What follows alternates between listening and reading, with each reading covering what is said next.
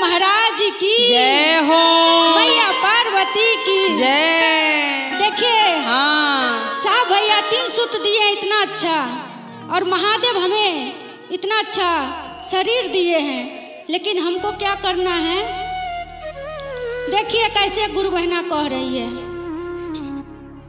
अंगना में तुलसी लगौले वाने, आ जलबो न पटवले वाने। जय हो। शिव गुरु सुंदर दहिया हो गईले बेकार, शिव चरचो ना कैले वानी हो। शिव गुरु सुंदर दहिया हो गईले बेकार, शिव चारा चोना कैले बानी हो।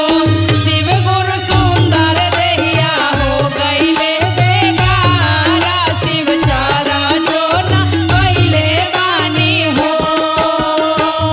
अंगना में तुलसी लगौले वाने, जलबो नाही धरले वानी हो। अंगना में तुलसी लगवले बानी, जलबो नागे ढवले बानी हो। शिव गुरु सुंदर दहिया हो गईले बेकार, शिव चरचो ना कैले वानी हो।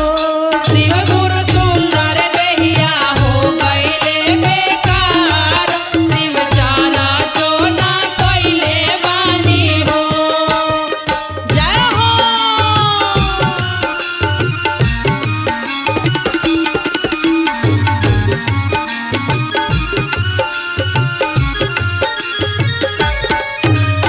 सुंदर दहिया हो गईले बेकार, शिव चारा चोना कैले बानी हो। शिव गुरु सुंदर दहिया हो गईले बेकार, शिव चारा चोना कैले बानी हो। अंगना में सासू के बोलौले बानी, पैराबो ना लगले बानी हो। अंगना में सासू के बोलवले बानी, पैरो नाही लगले बानी हो। अंगना में सासू के बोलौले बानी, गोरवो नाही लगले बानी हो। हे शिव गुरु सुंदर दहिया हो गईले बेकार, शिव चरचो ना कैले बानी हो। शिव गुरु सुंदर दहिया हो गईले बेकार, शिव चारा चोना कैले बानी हो।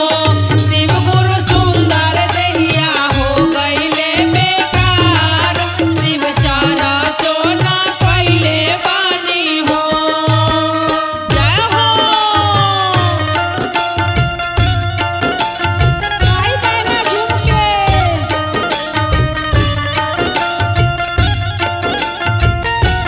शिव गुरु सुंदर दहिया हो गईले बेकार, शिव चारा चोना कैले बानी हो। शिव गुरु सुंदर दहिया हो गईले बेकार, शिव चारा चोना कैले बानी हो। अंगना में नौनादी बोलौले बानी, खोइछाबो ना देले बानी हो। अंगना में ननदी के बोलवले बानी, कोई छोना देले बानी हो। सुंदर दहिया हो गईले बेकार, शिव चरचो ना कैले बानी हो। शिव गुरु सुंदर दहिया हो गईले बेकार, शिव चारा चोना कैले बानी हो। शिव गुरु सुंदर दहिया हो गईले बेकार, शिव चरचो ना कैले बानी हो। शिव गुरु सुंदर दहिया हो गईले बेकार, शिव चारा चोना कैले बानी हो। प्रेम से बोलिए शंकर भगवान की जय हो। बोली श्री गुरु भगवान की जय हो। मैया भवानी की, जय हो। कार्तिक गणेश की जय हो। कविता बहन हाँ शिष्या लोग कैसे पूछता कैसे पूछता कि भोला जी आए कौना महीना कौना महीना तो का कहता लोग का डमरू गिरे धमक से शिव गुरु लीलरा से छूटे पसेनावा जटा में रौरा गंगा के धारा आइब कौना महीना कौना महीना भोला जी हाँ अब दिन आवे वाला बा आवे वाला बा कैसे कहता लो कैसे अरे डमरू गिरे धमक से ये शिव गुरु लीलरा से छूटल पसेनावा डमरू गिरे धमक से ये शिव गुरु लीलरा से छूटे पसेनावा डमरू गिरे धमक से ये शिव गुरु लीलरा से छूटल पसेनावा गाढ़ा में रौरा सरब के माला आइब कौना महीनावा गाला में रउआ सारा के माला आइब कौना महीनावा गाला में रौरा सरब के माला आइब कौना महीनावा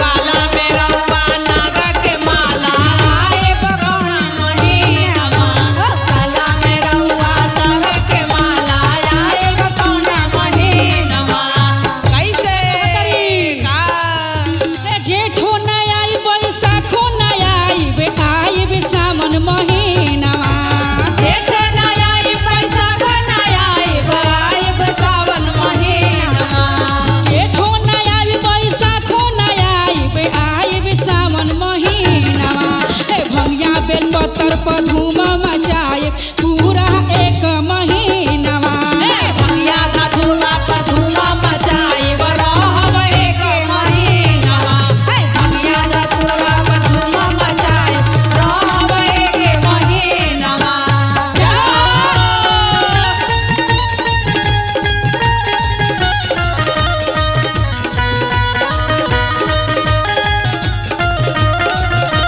भैया का धुआ पर धुआ मचाइब रहब एक महीनावा भैया का धुआ पे धुआ मचाइब रहब एक महीनावा त्रिशूल गिरे धमक से ये शिव गुरु लीलरा से छूटल पसेनावा त्रिशूल गिरे धमक से ये शिव गुरु लीलरा से छूटे पसेनावा त्रिशूल गिरे धमक से ये शिव गुरु लीलरा से छूटल पसेनावा अरे जटा में रौरा गंगा के धारा आइब कौना महीनावा जटा में रउआ गंगा के धारा आइब कौने महीनावा जटा में रउआ गंगा के धारा आइब कौने महीनावा का कहतन भोला जी का जेठो न आइब बैसाखो न आइब आइब सावन महीनावा जेठ न आइब बैसाख न आइब आइब सावन महीनावा जेठो न आइब बैसाखो न आइब आइब सावन महीनावा ए भंगिया बेल पत्तर पर धूमा मचाए रहब एक महीनावा भंगिया धतुरवा पे धूम मचाइब रहब एक महीनावा भंगिया धतुरवा पे धूम मचाइब रहब एक महीनावा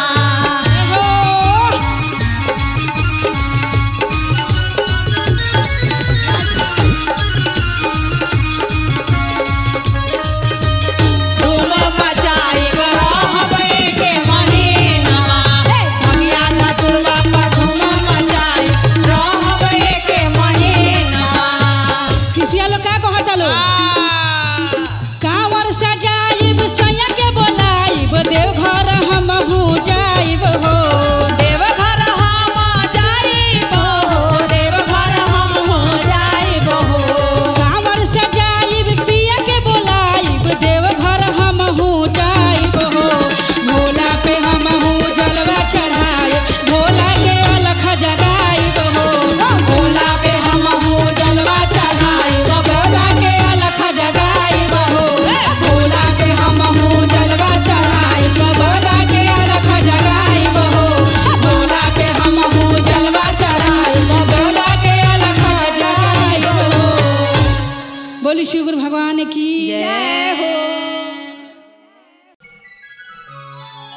प्रेम से बोलिए शिव गुरु महाराज की जय। सच्चे दरबार की जय हो।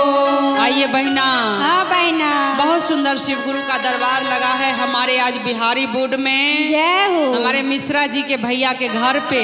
हाँ, और आके महादेव के दरबार में सभी गुरु बहना राजू बाबा का पूरा टीम बैठ के महादेव से दया मांग रहे हैं। कैसे? और एक बहुत सुंदर शिष्या अंगना में चर्चा रख के पूनम दीदी अब महादेव का इंतजार कर रही है कि हे महादेव कब आएंगे महादेव और कब दर्शन देंगे।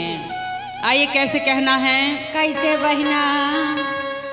गुलरी के फूल भैले भोला यार भंगिया मंदिर भैले सुनसान गे माए गुलरी के फूल भैले भोला यार भंगिया मंदिर भैले सुनसान गे माए गुलरी के फूल भैले भोला यार भंगिया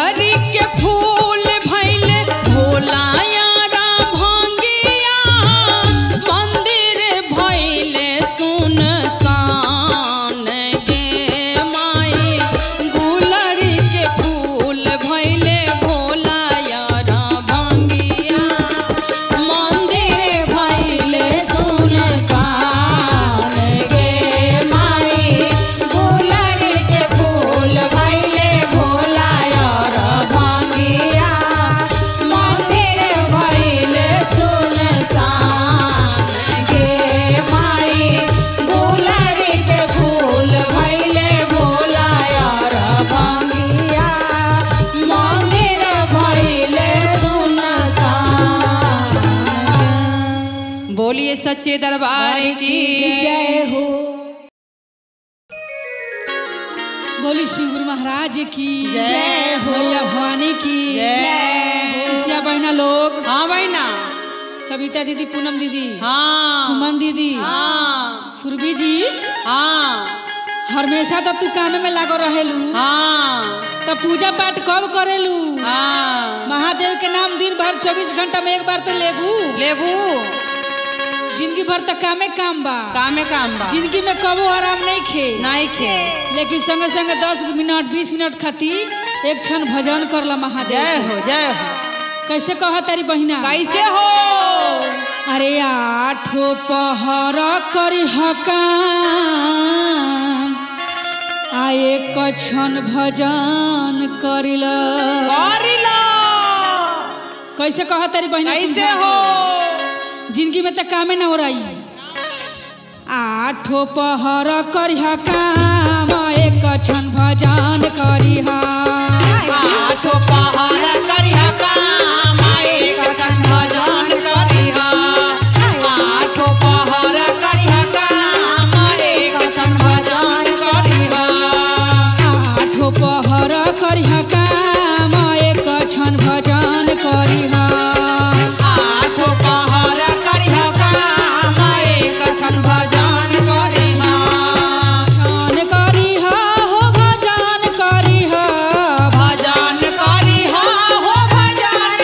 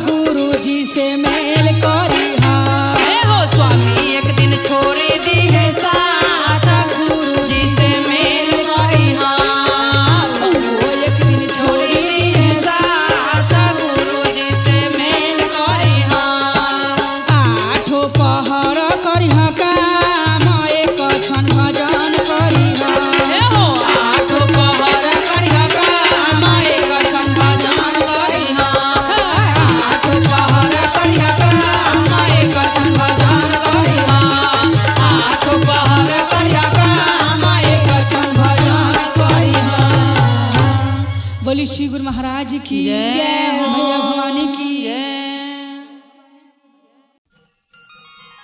बोली श्री गुरु महाराज की जय। मैया भवानी की जय हो। हरेंद्र भैया लीलम दीदी की जय। आई पूनम दीदी। हाँ बहना। हमारा ऐसा बात देखी हमार नसीब हाँ कि हम सोचनिया कि भोलेनाथ खाती भांग बोदी तो धतूरो उपज गल संगे जय हो संगे। जय हो जय हो। एगो चीज बोनी है तो दू गो हो गई। हाँ यही पर कैसन भाव बा कैसे? अरे भांग बोवे चलानी अरे उपजल धतूरवा कहाँ हो गईनी ना जय हो। अरे कहाँ हो गईनी ना जय हो। हमारे भोला यार भंगिया कहाँ हो गईनी ना हमर भोला यार भांगिया कहाँ हो गईले ना कि हमर भोला यार भांगिया कहाँ हो गईले ना।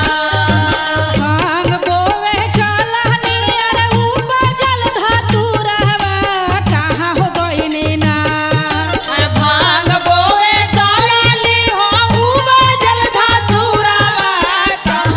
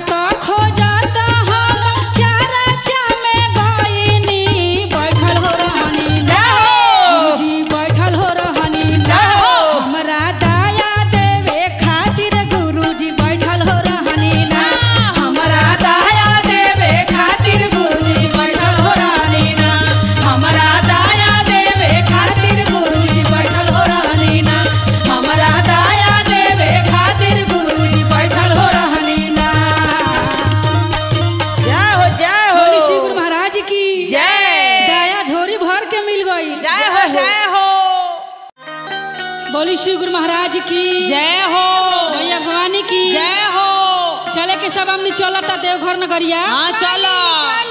राजू बाबा के टीम भी जाता संग में। हाँ जाता। सब शिष्या बहना भैया लोग जाता। सावन में चले बा कांवर लेके। आ गौरा जी कैसे कहता नहीं भोला जी से कैसे? देवघर में बड़ा धाका हमार भोला। जय हो। देवघर में बड़ा धाका हमार भोला। जय हो भोला। देवघर में बड़ा धाका हमार भोला। देवघर में बड़ा धाका हमार भोला। देवघर में बड़ा धाका हमार भोला। देवघर में बड़ा धाका हमार भोला। देवघर में बड़ा धाका हमार भोला। देवघर में बड़ा धाका हमार भोला। देवघर में बड़ा धाका हमार भोला। देवघर में बड़ा धाका हमार भोला। बोली शिव महाराज की। संभाल के चला। देवघर में होला धाका हमार भोला। कांवर मंगैला हो जलवा भरैला। जलवा भरैला हो जलवा भरैला। कांवर मंगैला हो जलवा भरैला। जलवा भरैला हो जलवा भरैला। कांवर में घुंघरू लगैला हमार भोला। कांवर में घुंघरू लगैला हमार भोला। कांवर में घुंघरू लगैला हमार भोला। कांवर बनैला हो जलवा भरैला। जलवा भरैला हो जलवा भरैला। कांवर बनैला हो जलवा भरैला। जलवा भरैला हो जलवा भरैला। कांवर में घुंघरू लगैला हमार भोला। कांवर में घुंघरू लगैला हमार भोला। कांवर में घुंघरू लगैला हमार भोला। जय हो। जय श्री। देवघर में बड़ा धाका हमार भोला। देवघर में बड़ा धाका हमार भोला। और कैसे कहता री? कैसे हो? गेरुआ साड़ी दुकान से मंगैला। दुकान से मंगैला। दुकान से मंगैला।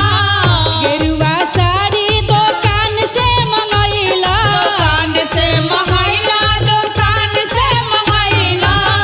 हथवा पर ओमा हम होली खैला। अथवा पर तुहु ओम नाम लिखैला। हथवा पर हम ओमा लिखैला। देवघर में बड़ा धाका हमार भोला। देवघर में बड़ा धाका हमार भोला। बोली श्री गुरु महाराज की।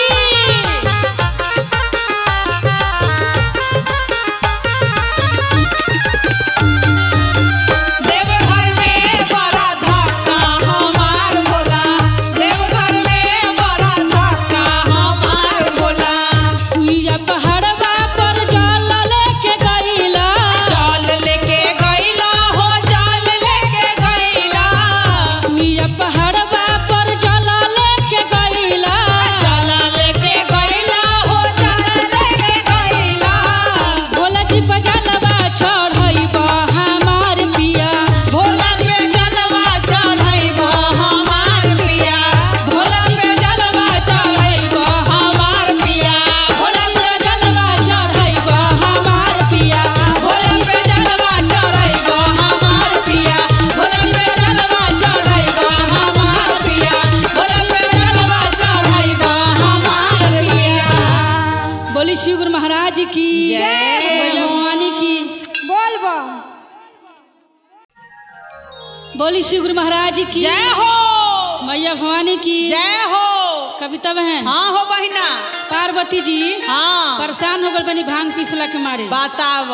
भोला जी से कहतनी कि अब हमरा से भांग मत पिसवाई, ना पिसवाई। नरमी कलाई में बहुत दर्द होता। हाँ ये सावन में एगो मिक्सी मशीन ला दी खरीद के। कहतारी लेकिन भोला जी नहीं खे सुनत। नहीं सुनत बानी। जय हो। कैसे कहतनी? कैसे? तो भोला जी दर्द होला नरमी कलाई में, जय हो।